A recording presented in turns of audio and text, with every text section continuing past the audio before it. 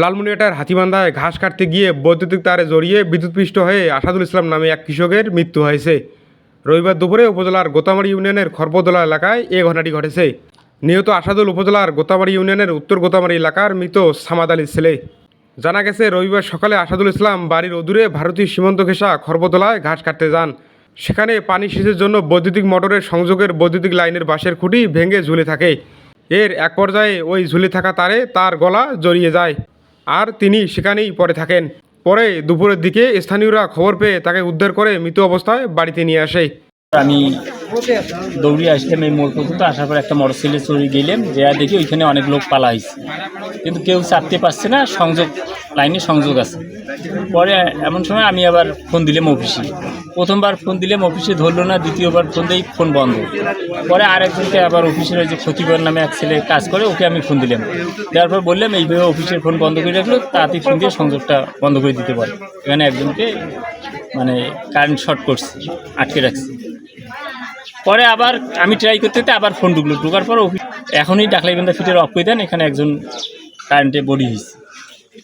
পরে যখন বন্ধ করে দিল, তখন আমরা যা সবাই মিলে তুলি দেখি, তার আগে হয়তো মারা গেছে। তিনোটা নেকের তার আবার বাঁচি থাকার কথা, একজন শর্ট গেছে, তাকে করছে, শর্ট করছে।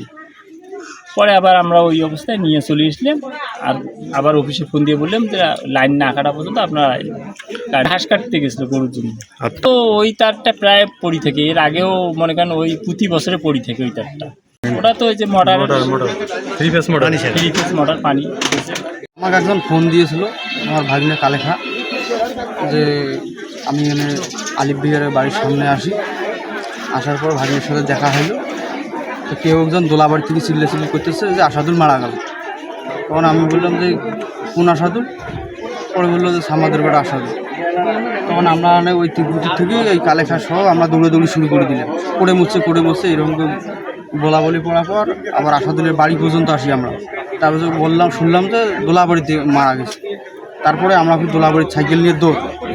সর্বপ্রথম আমরা দুইজন যাই, যাওয়ার পর দেখা হয় যে ওর ঘাড়ের একটা তার পড়ে ও একটা শুয়ে থাকার পরে আমরা তো ওখানে হাত দিতে পারতেছি না, কারেন্টের ভয়ে।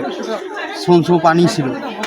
তারপর মনে করেন যে আলিফ ডিয়াকে বলার পর আলিফ ডিয়া আবার তাড়াতাড়ি অফিসে ফোন দেওয়ার পর অফিস থেকে এখানে কারেন্ট লাইন বন্ধ করে দেওয়ার পরে আমরা প্রায় আমার এক ভাইস্তা শহীদুল, প্রীতম, করিম, রাজল, তারপর সে কালেখা, আমরা এই কয়েকজন মিলিয়া তারটাকে সরাইয়া ওকে আমরা ঘাড়ে উঠে নিয়ে রাস্তা পর্যন্ত আমরা নিয়ে আসি, তার বাড়ি পর্যন্ত। এখন আমি যা দেখি তারটা হালি আছে, তিনোটা তার হালি আছে। তা যেখানে তার হালছে সেখানকার বগলকার খুঁটি ভাঙিয়ে নিচমুখে পড়ে গেছে। খুঁটির মাথা পুরানা বাসটা আটকিয়ে আছে, পড়ে গেছে, ঝুলান্ডি হয়েছে। আর অনেক তল দিয়ে হলো আল, খারাপ পশ্চিম মুখে আল। সেই আল দিয়ে ঘাস কাটতে ওই তারটার সামনে যেই গেছে, তারটা এসে গালা লাগিয়ে গেছে। গালার লাগিয়ে যাওয়ার সাথে বেশি আর কিছু করি পাইনি। ওই অবস্থায় স্যার তারটার মধ্যে রক্ত সব লাগিয়ে। সিদ্ধাতুল মুত্তাকিন, তিস্তা টিভি, লালমনিরহাট।